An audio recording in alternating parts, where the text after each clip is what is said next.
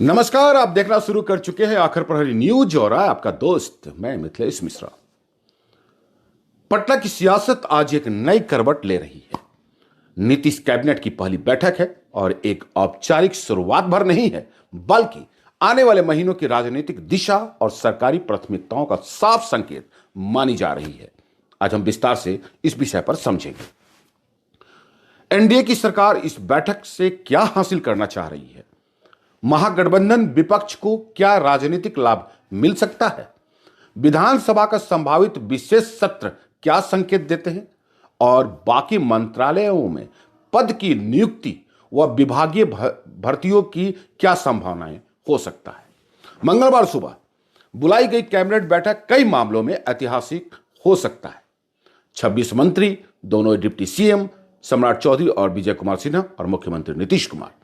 यह सिर्फ सरकारी कामकाज की शुरुआत नहीं है, बल्कि नए एजेंडों का घोषणा का मंच बन गया है।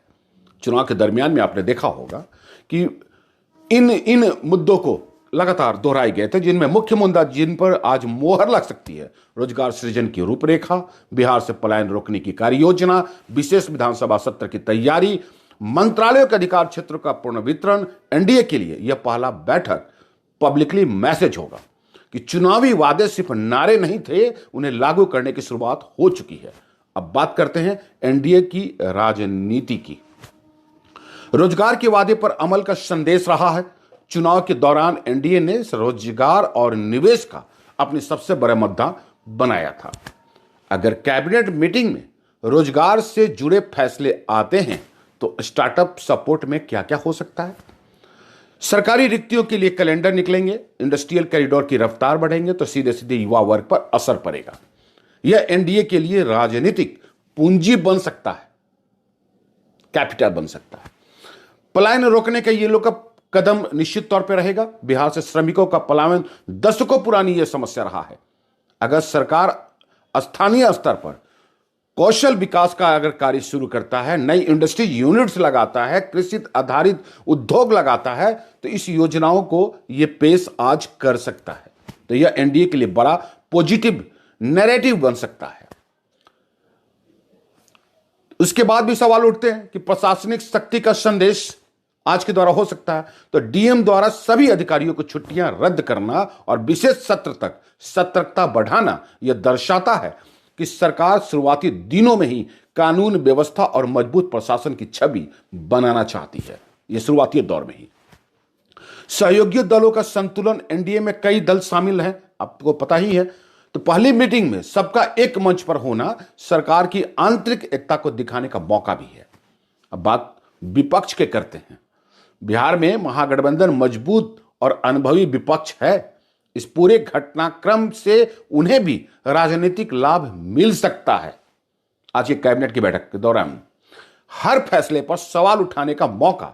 जैसे कैबिनेट फैसले सामने आएंगे, महागठबंधन के पास तुरंत वादों की तुलना, अमल की मूल्यांकन, रोजगार और पलायन के आंकड़ों पर बहस करने का मौका मिलेगा। विपक्ष का कहना है ये कि सरकार ने वादा किया तो क्या धरातल पर भी उतरेगा? यह विपक्ष का लगातार ये रहा है मुहिम। यह विपक्षी राजनीति का सबसे मजबूत जमीन बनेगा। विशेष सत्र विशेष का विपक्ष का बड़ा मंच रहेगा। अगर विधानसभा का विशेष सत्र बुलाया जाता है तो विपक्ष अपनी आवाज तेज कर सकता है।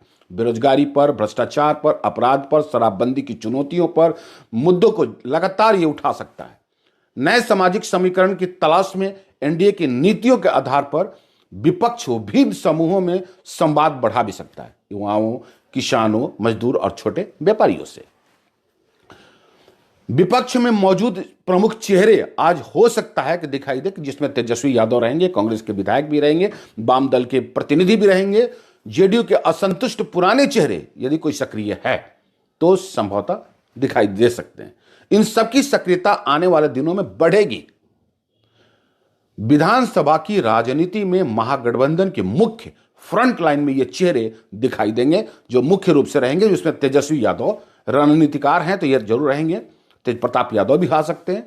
कांग्रेस विधायक दल के नेता भी रहेंगे, भाकपा माले के प्रमुख नेता भी रहेंगे, आरजेडी के वरिष्ठ विधायक भी रहेंगे, क्षेत्रीय मुद्दों को उठाने वाले छोटे छोटे नेता भी रहेंगे। जिनमें रोजगार, कृषि संकट, कानून व्यवस्था, शराबबंदी में भ्रष्टाचार जैसे विषयों पर सरकार को घेरने की लगातार कोशिश भी किया जा सकता है।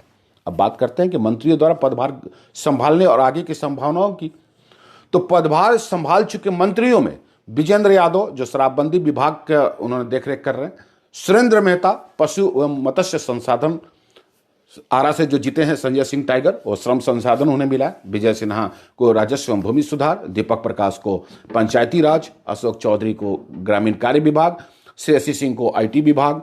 इन विभागों का सीधा रोजगार, विकास और ग्रामीण अर्थव्यवस्था से संबंध है, इसलिए इनके फैसले अगले 3 महीनों में बेहद अहम होंगे।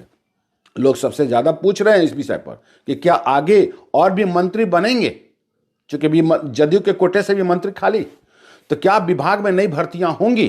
एक तटस्थ विश्लेषण से यह पता चलता है कि मंत्रिमंडल विस्तार की संभावना बनी हुई है।